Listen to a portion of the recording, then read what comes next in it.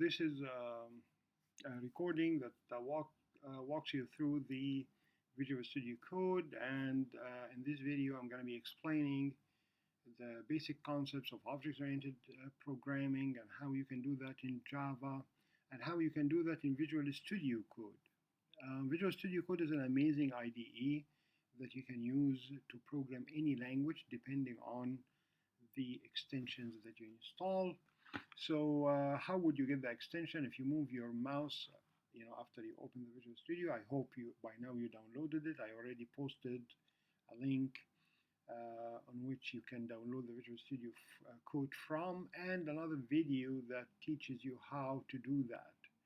Now, if you move the cursor to the extensions, this is the symbol of the extensions. Okay, then if you want to program something like C++ or something, you're going to write here as an example C++. You're going to get all the plugins related to the C++. You'll find install right beside it. So you can install that, all right. If you want Python as an example, you're going to be writing Python. All right, so you're going to get all the plugins of the Python. Of course, as me, a Python programmer, you will find that I have at least the Python basic one. Here it is, installed, another Python debugger, and so on. If you want to install any other tool, whatever that is not installed in your machine, you will find the button install right beside it. Okay. Now we want to do Java, so you're going to be writing Java. All right, you're going to get all the plugins related to the Java. Here I installed the extension pack for Java, test runner for Java, debugger for Java, project manager, Maven for Java. You'll find a lot of Java plugins. This is also really good. This is the product of Java itself. So Java language support.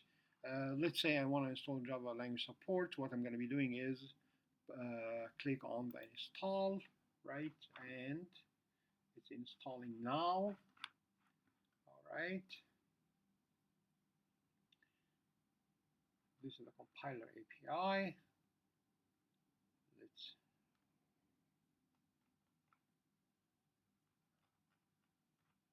still installing. Takes a little bit of time because my computer is very old and very slow. All right, so here it is. Now it's installed.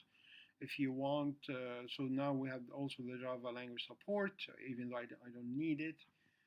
Java, I already installed something else, right? Here you have Java run, installed. All right, you have here as well something called Java IDE, as you can see. Okay. Of course, this will make the VS Code, which is Visual Studio Code, work as Eclipse or the Java Hub. We don't want that. I don't like it myself. Anyhow, we have here enough installation to start for Java. Now I will go to the Explore button. Here you have the run and debug. We still didn't write anything to run.